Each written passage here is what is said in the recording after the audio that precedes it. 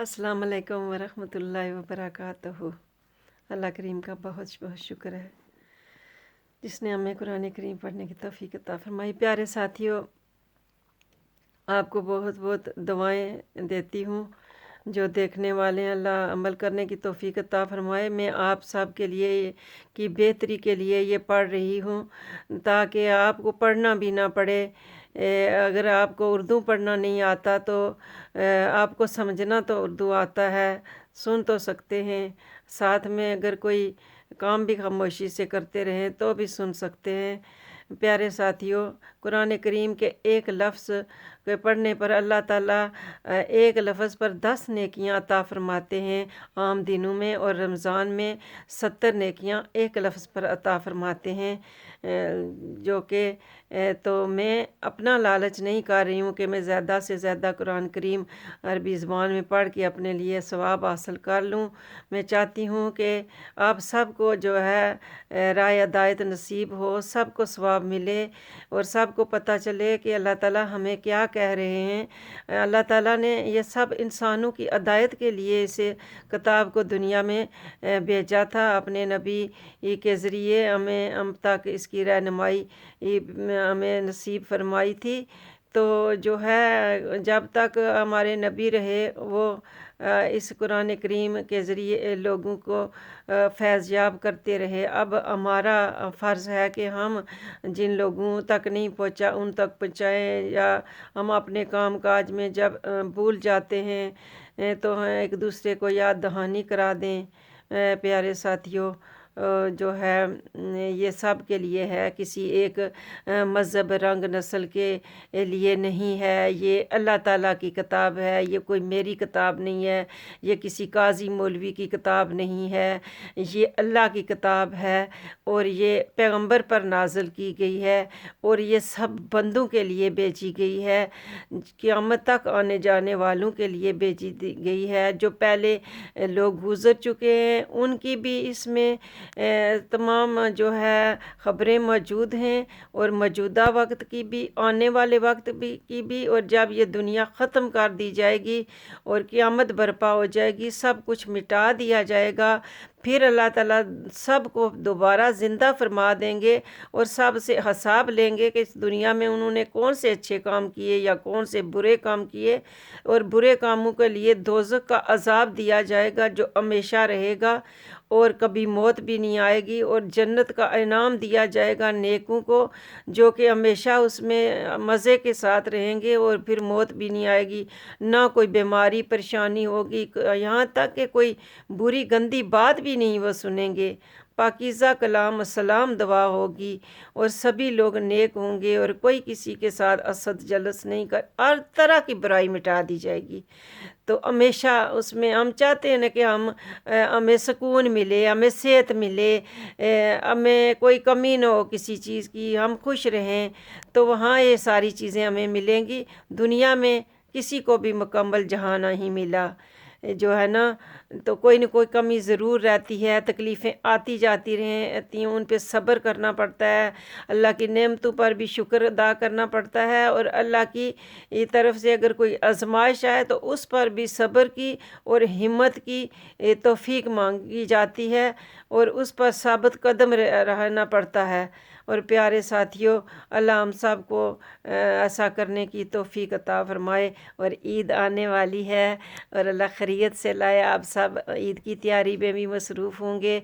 मैं आपको बहुत बहुत मुबारकबाद पेश करती हूँ। अल्लाह ताला खैर खैरियत से लाए और इस कोरोना वायरस को मिटाए, दुनिया से चला जाए। और इससे पहले भी बीमारियाँ इस तरह की आती रही हैं और जो है वापस भी अल्लाह ताला उनको वापस भी बुला लेते हैं, और तौबा पढ़नी चाहिए। और कुछ कौमें ऐसी थी जो कि तौबा नहीं पढ़ती थी, अल्लाह बार बार मौका देने के बावजूद वो बाज नहीं आते थे, अल्लाह पूरी पूरी कौम को मिटा देते थे। ہم تو پھر بھی خوش نصیب ہیں کہ ہم پوری قوم نہیں اللہ نے مٹائی ہے۔ اللہ تعالیٰ ہمیں اس آفت سے بچائے اور ہمیں توبہ کی توفیق عطا فرمائے، اور جو بیمار ہو چکے ہیں اللہ انہیں صحت مند فرما دے، اور جو بچے ہوئے انہیں اللہ بچا کر رکھے، اور دونوں کو اللہ شکر ادا کرنے کی توفیق عطا فرمائے، اور جو چلے گئے ہیں اللہ انہیں شہادت کا رتبہ دے گا، ان سے کوئی حساب نہ لے، اللہ انہیں بے حساب جنت نصیب فرمائے، اور ان کے پیچھے رہ جانے والوں کو اللہ صبر عطا فرمائے اور ان کی کفالت کرے، اور بے شک اللہ ہی رزق عطا فرمانے والا ہے۔ اور پیارے ساتھیوں، جو ہے اللہ پہ یقین مکمل بھروسہ رکھیں۔ تو میں قرآن کریم آپ کے لیے ہی پڑھتی ہوں، اور اسے سنا کریں اور اس پر عمل کرنے کی کوشش کریں اور اللہ سے مدد مانگیں، اللہ ضرور مدد فرماتے ہیں۔ اب میں قرآن کریم جو ہے آپ کو سناتی ہوں۔ میں نے یہاں تک پڑھا تھا، اور بے شک آپ کا رب ہی تو انہیں روز قیامت جمع فرمائے گا، بے شک وہ بڑی حکمت والا خوب جاننے والا ہے، بے شک سبحان اللہ۔ اور آگے شروع کرتی ہوں، اعوذ باللہ من الشیطان الرجیم، بسم اللہ الرحمن الرحیم۔ اور بے شک ہم نے انسان کی کیمیائی تخلیق ایسے خشک بجنے والے گارے سے کی جو پہلے سن رسیدہ اور دھوپ اور دیگر طبیعتی اور کیمیائی اثرات کے باعث تغیر پذیر ہو کر سیاہ بدبودار ہو چکا تھا۔ دیکھیں اللہ تعالیٰ نے ہمیں کیسے پیدا فرمایا ہے، ہم کیوں اکڑ کر چلتے ہیں؟ اسی نے ہمیں بنایا ہے، اور وہی ہمیں مٹانے والا بھی ہے، اور وہی جگانے والا دوبارہ اور حساب کتاب لینے والا ہے۔ اس کے آگے جھک جائیں اور کسی اور ظالم کے آگے نہ جھکیں۔ اور اس سے پہلے ہم نے جنوں کو شدید جلا دینے والی آگ سے پیدا کیا جس میں دھواں نہیں تھا، اور وہ واقعہ یاد کیجئے جب آپ کے رب نے فرشتوں سے فرمایا کہ میں سن رسیدہ اور سیاہ بدبودار بجنے والے گارے سے ایک بشری پیکر پیدا کرنے والا ہوں۔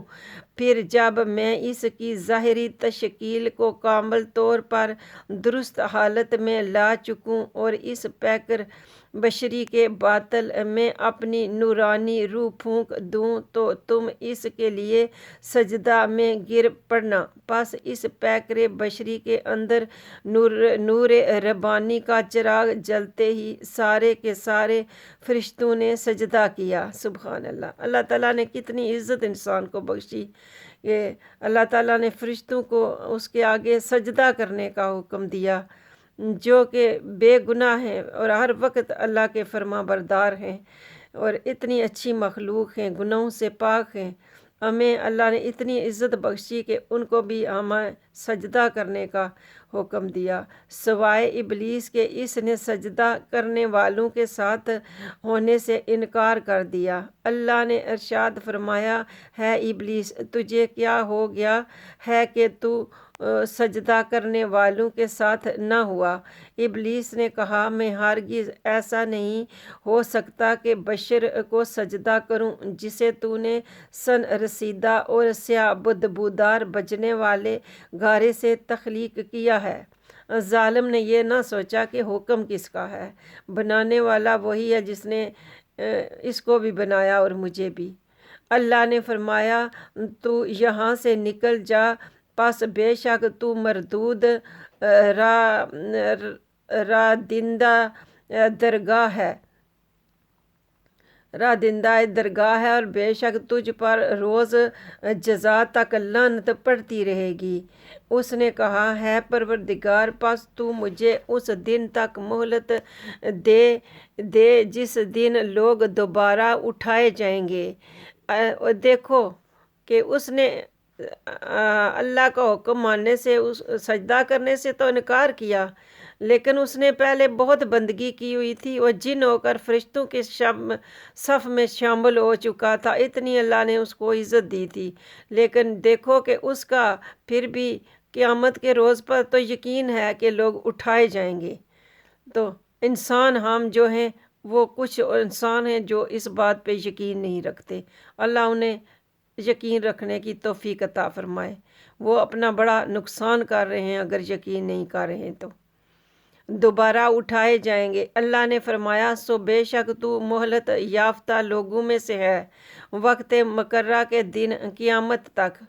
ابلیس نے کہا ہے پروردگار اس سبب سے جو تو نے مجھے گمراہ کیا میں بھی یقیناً ان کے لیے زمین میں گناہوں اور نافرمانیوں کو خوب آراستہ و خوشنما بنا دوں گا اور ان سب کو ضرور گمراہ کر کے رہوں گا۔ اللہ کی پناہ مانگتے ہیں۔ اے مالک ہم اس ابلیس سے تیری پناہ مانگتے ہیں، یہ ہمیں گمراہ نہ کر سکے۔ پیارے ساتھیوں، اللہ سے جو ہے مدد مانگا کرو اس کی گمراہی سے بچنے کی، اور کوشش کیا کرو خود بھی۔ اللہ تب مدد کرتا ہے جب انسان خود چاہتا ہے اور خود کوشش کرتا ہے۔ سوائے تیرے ان برگزیدہ بندوں کے جو میرے اور نفس کے فریبوں سے خلاصی پا چکے ہیں۔ شکر مالک کا۔ اے اللہ ہمیں ان میں شامل فرما لے، ان لوگوں میں جو برگزیدہ ہیں، جو نفس کے فریبوں سے خلاصی پا چکے ہیں۔ اللہ نے ارشاد فرمایا یہ اخلاص ہی راستہ ہے جو سیدھا میرے در پر آتا ہے۔ اللہ ہمیں اسے سیدھے راستے پر رکھنا جو سیدھا تیرے در پر جاتا ہے۔